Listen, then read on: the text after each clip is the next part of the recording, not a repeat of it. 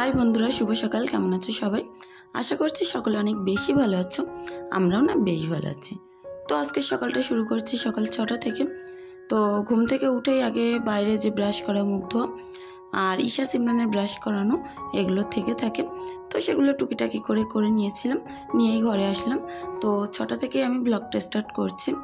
तो आज आमी तोमादेर संगे शेयर करते चलेछि যে আমরা গ্রামের বউরা যেভাবে সকল কাজকর্ম করে থাকি। আর আজ না উঠোনটা যখন ঝাড়ু দিতে গেছিলাম প্রচণ্ড রৌদ্রের তাপের মধ্যেও জ্বলে জ্বলেই কাজগুলো করতে হয়েছিল। তো সেটাই তোমাদের সঙ্গে আমি শেয়ার করতে চলেছি যে কিভাবে আমি বাইরে কাজকর্ম করি, তারপরে উঠোন ঝাড়ু দেই, পুকুরে বাসন মাজি। তো তোমরা প্লিজ পুরো ভিডিওটি জুড়ে পাশে থেকে আশা করছি অনেক ভালো লাগবে তোমাদের। তো দেখো সকালবেলা উঠে আগে আমি খাটপত্রটা গুছিয়ে টান টান করে ঝাড়ু দিয়ে নিলাম। তারপরে এখন চলে আসলাম ড্রেসিং টেবিলটা গোছাতে। আর ড্রেসিং টেবিলটা কিন্তু ঈশা সিমরান এত প্রচণ্ড নোংরা করে সেটা বলে বোঝাতে পারবো না। তো যাই হোক এখন ড্রেসিং টেবিলটা একটুখানি ক্লিনজার দিয়ে একটু পরিষ্কার করে নিলাম। তো নিয়ে এখন টুকটুক করে গুছিয়ে নেব। আর এখন আমি সচরাচর ড্রেসিং টেবিলের সামনে কোনো কিছুই রাখি না, কারণ যেটাই রাখি না সঙ্গে সঙ্গে ঈশা পুরো নষ্ট করে ফেলে। যে কোনো ক্রিম লোশন এটা তো আর বলার কথা নয়, প্রচণ্ড হারে নোংরা করে। তো রোজ যখন আমরা ঘরবাড়ি পরিষ্কার করি তখন কিন্তু আমাদের উচিত যে ঘরে যে টুকিটাকি আসবাবপত্রগুলো আছে তো সেগুলো একটু পরিষ্কার পরিচ্ছন্ন করে নেওয়া। তো আমার ঘরে হয়তো তেমন কিছুই নেই, আমরা বলতে পারো খুব একটা মধ্যবিত্ত নিম্ন মধ্যবিত্ত বলতে পারো। তো সেখান থেকে বিলং করে খুব বেশি আসবাবপত্র ঘরে নেই, তবে ভাঙাচোরা যেটুকানি জিনিসপত্র আছে তাই নিয়ে অনেক সন্তুষ্ট। তো সেগুলো একটু পরিষ্কার পরিচ্ছন্ন করে নিলাম। তো প্রত্যেক দিনই এরকম একটু একটু করে জিনিসপত্রগুলো মুছে নিলে না আর ডিপ ক্লিনিংয়ের ব্যাপারটা আর আসেই না। ডিপ ক্লিনিং হয়তো সেটা মাসে একবার করলেই হয়ে যায়। তো দেখো ঘরটা তো ঝাড়ু দিয়ে নিলাম, এই ঘরটায় চলে আসলাম। আর এখন না এই ঘরটা বেশি নোংরা হবে, কারণ গরমের সময় এই ঘরটা আমাদের বেশি শোয়া পড়ে। আর এ ঘরে বেশি আসবাবপত্র কোনো জিনিস হিসাব মতো এই ঘরে নেই, শুধু একটা বাক্স, একটা তক্তপোষ, একটা আলনা। তো এ ঘরটা অনেক বেশি ফাঁকা হওয়ার কারণে মেঝেই কিন্তু শোয়া যায়। তো প্রত্যেক দিনই আমার হাজব্যান্ড এই ঘরে মেঝেই শোয়।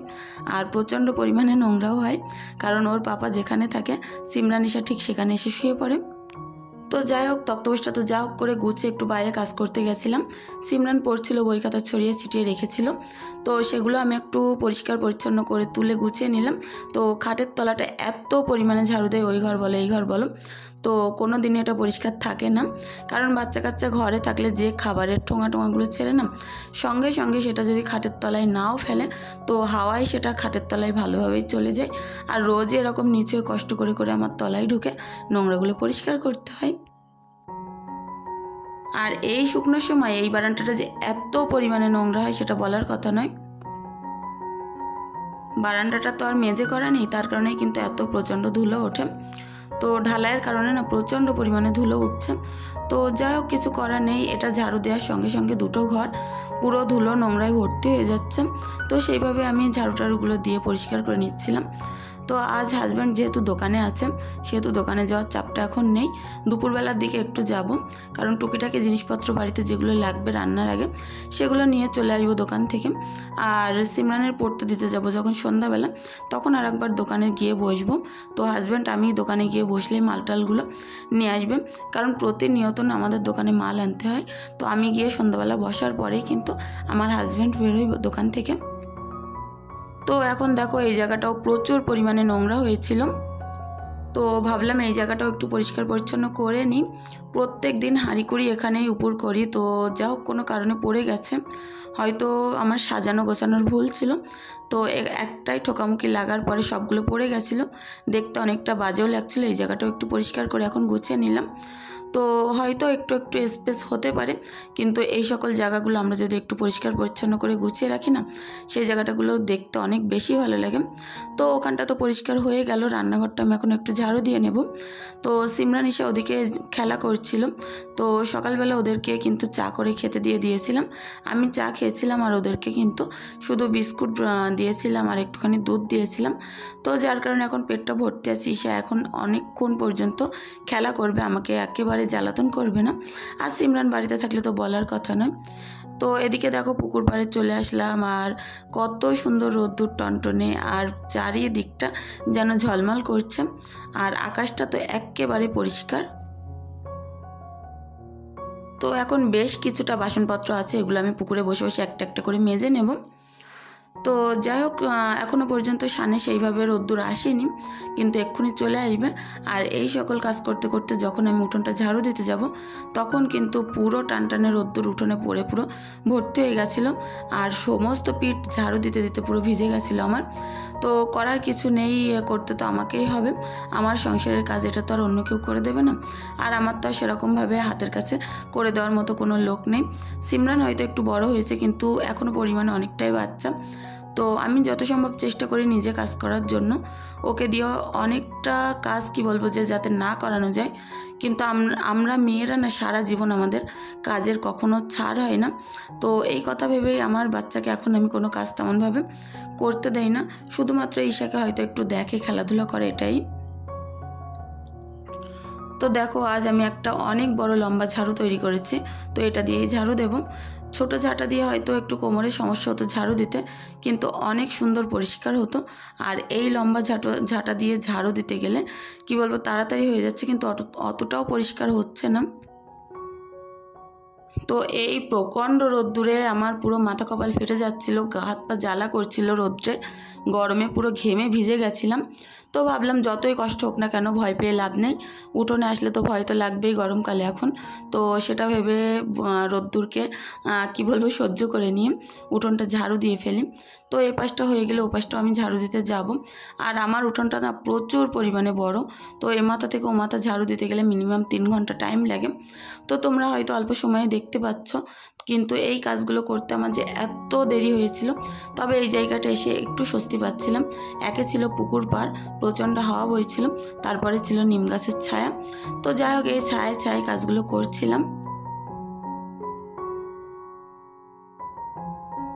তো বললাম না, ছোট ঝাঁটায় ঝাড়ু দিতে হয়তো একটু কষ্ট হয়, কিন্তু ময়লাগুলো অনেক তাড়াতাড়ি উঠে যায়।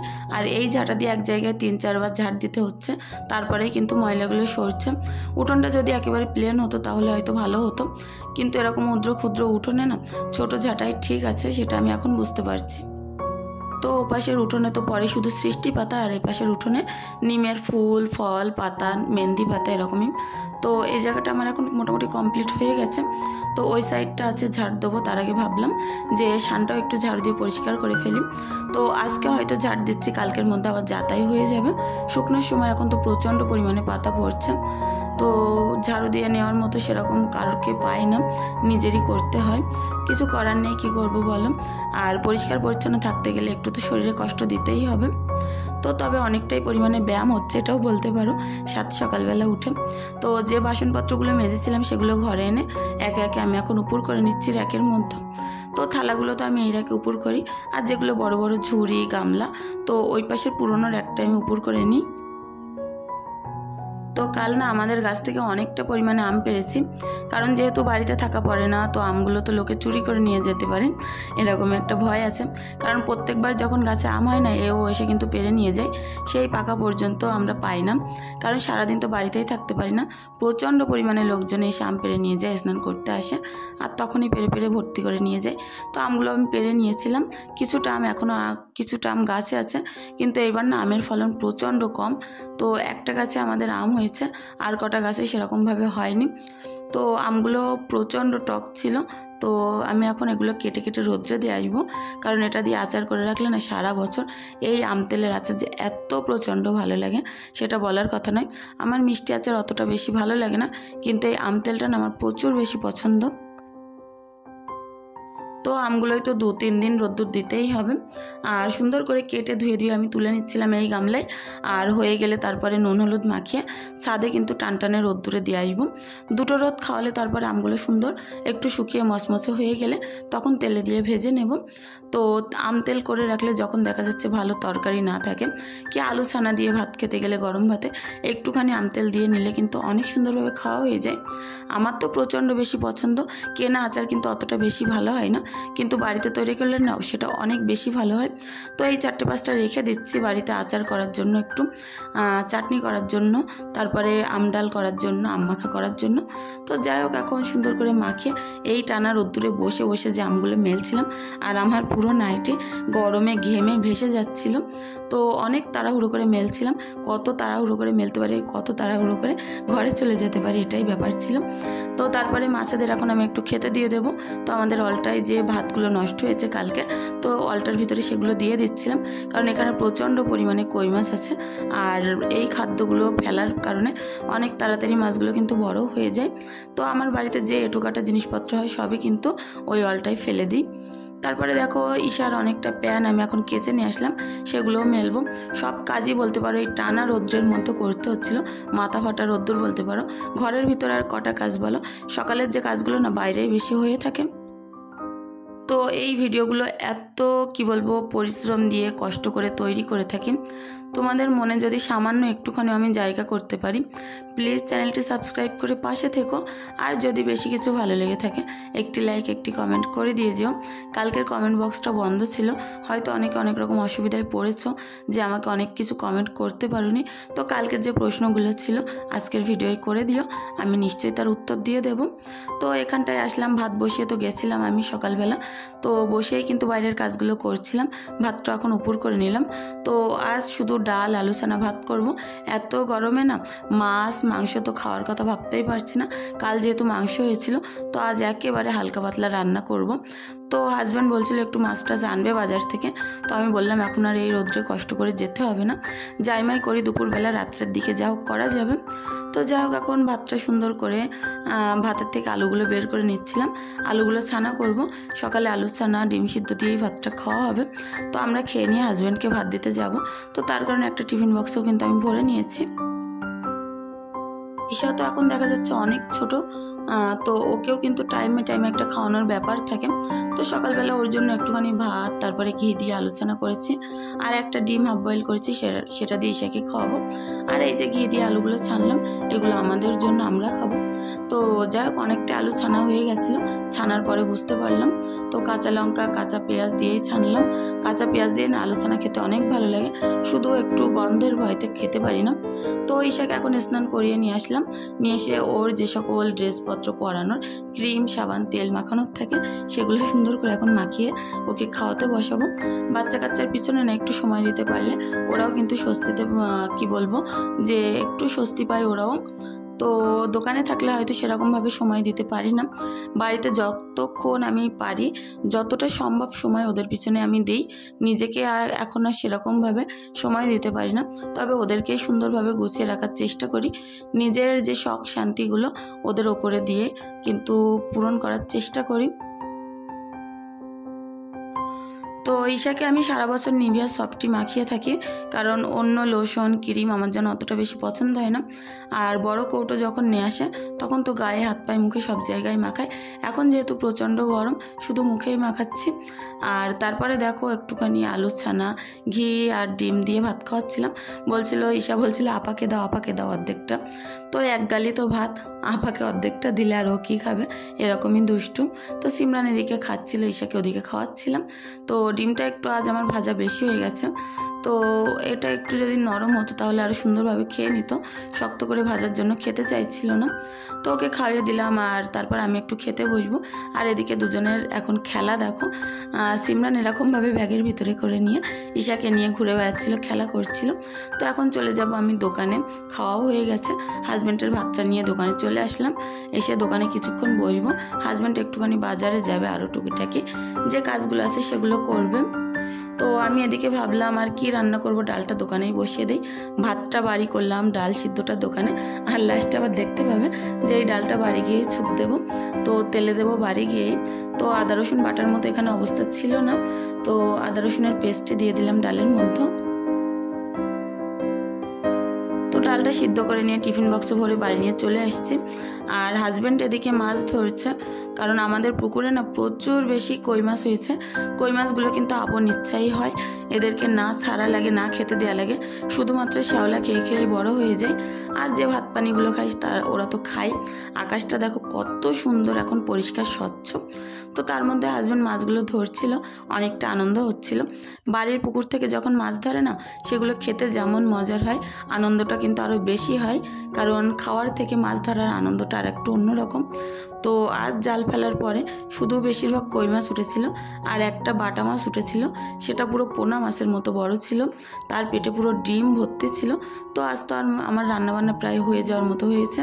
তো শুধু একটুখানি ডাল, আলু ছানা, ডিম সিদ্ধ এটা দিয়েই দুপুরে খাওয়া হবে। তো মাছগুলো আমি কিন্তু জাবিয়ে রেখে দেবো। তো যাই হোক, বালতির ভিতরে দেখো এখন অনেকটাই মাছ হয়েছে। তো ওই দূরে গিয়ে গিয়ে হাজব্যান্ড জাল ফেলছে, চারিদিকে ঘুরে ঘুরে জাল ফেলছিল রোদ্রের মধ্যে। তো এখন কিন্তু 2টো বেজে গেছে, আর আমরা আজ ভাত খেয়েছি 4টের দিকে, কারণ রান্না করতে, দোকানদারি করতে, মাছ ধরতে, এগুলো করতে করতেই বেলা হয়ে গেছে। আর এটা তো আমাদের প্রতিনিয়তর ব্যাপার হয়ে দাঁড়িয়েছে, দুপুরে 2টোর ভাত 4টেই গিয়ে খাওয়া। তো তাড়াহুড়ো করে ডালটা আমি এখন একটুখানি কষিয়ে ঝোল দিয়ে নেব। তেলের ভিতরে দিয়ে নিয়েছি, পেঁয়াজ ভেজে তার মধ্যে দিয়েছিলাম। তো ওদিকে মাছগুলো ধরতে বারবার হাজব্যান্ড ডাকছিল, শুধু ডালটায় ঝোল দিয়ে একটুখানি ফুটিয়ে নিয়েই কিন্তু আমি ওদিকে মাছগুলো ধরে ধরে নিয়ে আসবো, কারণ অনেক দূরেই তো জাল ফেলছে, আর মাছগুলো এনে এনে উঠোনে রাখতে হচ্ছে, কারণ চারিদিকে পুরো কি বলবো কাকটাক ভর্তি হয়েছে, বিড়াল টিড়াল কখন মাছগুলো নিয়ে আওদা দেবে। তো সেই কারণে তাড়াহুড়ো করে রান্নাটা করছিলাম। শুধু একটুখানি এখন পানি দিয়ে দিলাম, ফুটিয়ে নিয়েই কিন্তু ডালটা নামিয়ে নেব। তো আমাদের সংসারটা হতে পারে অভাবের, হতে পারে অনেক কষ্ট করে পরিশ্রম করে আমরা সংসার চালাই, স্বামী স্ত্রী দুজন মিলে 2 হাতে হাত দিয়ে কাজ করেই হয়তো সংসারটা চালাই, 2টো বাচ্চাকে সামলাচ্ছি একইভাবে। তো অভাব থাকলেও কি সংসারে কিন্তু শান্তিটা অনেক সুন্দরভাবে বিরাজ করে, কারণ 2টো মানুষের মনোমিল্যটা অনেক বেশি জরুরি, আর সেটা হয়তো মনে করি আমি আছে। তো অভাব হলেও আমাদের এই মধ্যবিত্ত সংসারটা কিন্তু অনেক সুন্দরভাবে চলে, হাসি খুশি আনন্দ, তো এভাবেই যাই। তো সকলের হয়তো এরকম সংসার অনেকের ভালো লাগতেও পারে, আবার নাও লাগতে পারে, তবে আমার সংসার আমার অনেক বেশি পছন্দের, এটা বলতে পারো আমার একটা শান্তির জায়গা। তো দেখো বাটা মাছ, চ্যাং মাছ আর একটা পুঁটি মাছ এখানে রেখেছে। বাটা মাছটা না অনেক বড় ছিল, ক্যামেরায় হয়তো ছোট লাগছে। তো যাই হোক, তোমাদের সঙ্গে আজ আমি শেয়ার করলাম যে আমরা নিম্ন মধ্যবিত্ত ঘরের বউরা যেভাবে কষ্ট করে সংসারটাকে সামলাই, আর তার পাশাপাশি আমাদের হাজব্যান্ডরা যেভাবে কিন্তু খুঁটির মতো শক্ত হয়ে দাঁড়িয়ে কি বলবো যে পাশে সাপোর্ট হয়ে আছে, তার মধ্যে কিন্তু অনেক পরিশ্রম খাটুনি থাকলেও সেটা মনেই হয় না, কারণ শান্তিটা অনেক বেশি বিরাজ করে আমাদের সংসারে। তো যাই হোক, তোমাদের কেমন লাগলো কমেন্টের মাধ্যমে জানিও আজকের ভিডিওটি। আর এদিকে দেখো মোরগটা ঘুরে বেড়াচ্ছে, কখন একটা পুঁটি মাছ পড়বে নিয়ে খাবে। এদিকে সিমরানকে এখন খেতে দিয়ে দিচ্ছি। আর সিমরানের কিন্তু এরকম ডাল, আলু ছানা, ডিম সিদ্ধ অনেক বেশি পছন্দের। তো আজ তো আর কোনো কথাই নেই, আমাদের বাড়িতে পাতলা ডাল, আলু ছানা, ডিম সিদ্ধ হলে এটা সবারই অনেক ভালো লাগে। তো খাওয়া দাওয়ার পরে এখন আসছি সন্ধ্যাবেলা। তো দোকানে গেছিলাম, দোকানদারি করলাম, তারপরে বাড়িতে আসলাম।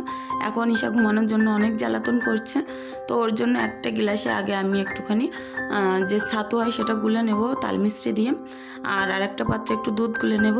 তো 1 গ্লাস ছাতু আর একটুখানি দুধ খেলে কিন্তু ওর পেটটা অনেকটাই ভর্তি থাকবে, সারা রাত চুপচাপ ঘুমাবে, একেবারেই জ্বালাতন করবে না। তো রাত্রে একটু চেষ্টা করি ভারী খাবার দেওয়ার জন্য, ভাত তো আর খেতে চাই না, তবে যেটা পছন্দ করি সেটাই দিই। তো আজকের ভিডিওটি কেমন লাগলো তোমরা প্লিজ কমেন্ট করে জানিও। তো সিমরানকে পড়তে দিয়ে আসার সময় একটুখানি চপও আমি কিনে নিয়ে এসেছিলাম, তো সেটা এখন খেয়ে নেব, ভেজিটেবল সিঙ্গারা আর একটুখানি পেঁয়াজি। তারপরে রাত্রের জন্য একটু ভাত বসিয়ে দিলাম, অনেকটা বাসনপত্র ছিল সেগুলো মেজে নিলাম। তো সকলে অনেক বেশি ভালো থেকো, সুস্থ থেকো, আর আগামী দিন চেষ্টা করব আরও নতুন সুন্দর একটি ব্লগের সঙ্গে তোমাদের সামনে হাজির হওয়ার জন্য। আর আমাদের জন্য একটুখানি দোয়া, ভালোবাসা, আশীর্বাদ রেখে যেও। তোমাদের জন্য অনেক বেশি দোয়া, ভালোবাসা, আশীর্বাদ রইল আমার তরফ থেকে। তো আজকের ভিডিওটি এখানেই শেষ করব, আর বেশি দূর বাড়াতে পারবো না। এখন সিমরানকে নিয়ে আবার পড়াতে বসতে হবে, পড়াগুলো কমপ্লিট করিয়ে তারপরে নিজের ভিডিও এডিটিং, তারপরে আরও যে সকল কাজকর্ম থাকে সেগুলো করব। হাজব্যান্ডের ভাতটা বেড়ে রেখে দেবো, ও তো অনেক রাত্রেই বাড়ি আসবে, গুছিয়ে গাছে একেবারে রেখে দেবো, যখন আসবে তখন খেয়ে নিয়ে শুয়ে পড়বে। তো যাই হোক গ্যাসটা একটুখানি মুছে নিচ্ছে, রাত্রেও একটুখানি মুছে রেখে দেয়, তাহলে সকালবেলা এর ওপরে উঠে চা করতে অনেকটা বেশি ভালো লাগে। তো যাই হোক আজ ভিডিওটি আর বেশি দূর বাড়াচ্ছি না। সকলে ভালো থেকো, সুস্থ থেকো, ধন্যবাদ।